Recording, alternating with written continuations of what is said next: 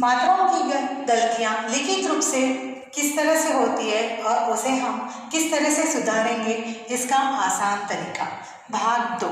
पहले भाग में आपने उच्चारण पर ध्यान देने के लिए जोर दिया था। अब हमें लिखित रूप से किस तरह से इस भाषा पर अधिक तरह से ध्यान देना है, उसे हम आज सीखते हैं। जिस तरह हमने उच्चारण पे होने वाली मात्राओं की गलतियों पर ध्यान दिया, उस तरह लिखित रूप से होने वाली गलतियों पर भी ध्यान देंगे। आइए आज हम लिखते समय हमारी गलतियाँ कहाँ और क्यों होती है, छोटी ई और बड़ी ई की मात्रा लिखते समय किस तरह से गलतियाँ होती है। हमारा वाक्य जब पूर्ण होता है उस समय हम छोटी ई की मात्रा का प्रयोग करेंगे। जब हमारा वाक्य पूर्ण होता है, जब हमारा वाक्य पूर्ण नहीं होता है, उस समय हम छोटी ई की मात्रा का प्रयोग करेंगे। जब हमारा वाक्य पूर्ण हो जाता है उस समय हम बड़ी ई की मात्रा का प्रयोग करेंगे, जैसे कि छोटी की और बड़ी की, उस समय की ई का प्रयोग करेंगे।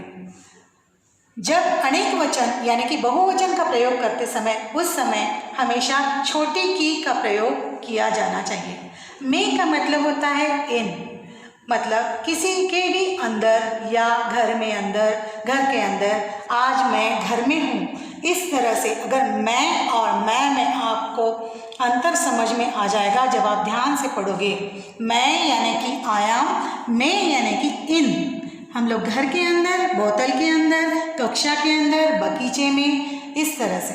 ऊपर दिखाई दिए गए चार्ट में सारी मात्राएं लिखी हुई है। ऊपर दिखाई दिए गए चार्ट में सारी मात्राएं लिखी हुई है। तो आपको अपनी कक्षा के अनुसार इस चार्ट को पूर्ण करना है। जैसे कि पाठ 1 में आने वाली मात्राओं के शब्द इस चार्ट में लिखने हैं।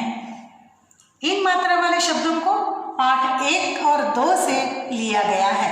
जिस तरह से कि मात्रा रहित अक्षर, मात्रा रहित शब्द, आ मात्रा वाले शब्द, ई मात्रा वाले शब्द, बड़ी ई मात्रा वाले शब्द, छोटा ओ, बड़ा ओ, री की मात्रा, ए की मात्रा, आई की मात्रा, ओ की मात्रा, औ की मात्रा, अनुस्वार, अनुनासिक जिसे हम चंद्र बिंदु भी कहते हैं, विसर्ग इसे हम आह की मात्रा भी कहते हैं, आधा चंद्र, यह अक्षर हम डायरेक्ट जो भी अक्षर इंग्लिश से आते हैं, जो हम हिंदी में बोलते समय डॉक्टर लिखते हैं, पर उसके ऊपर हमें चांद की बिंदी नहीं लिखनी है, सिर्फ आधा चंद्र ही लिखना है।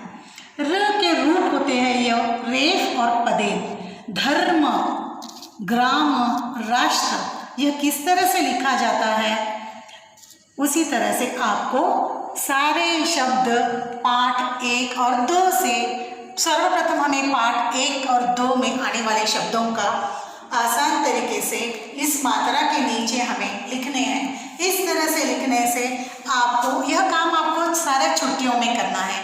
पाठ 1 और 2 उसके सारी मात्राओं वाले शब्द लिखेंगे।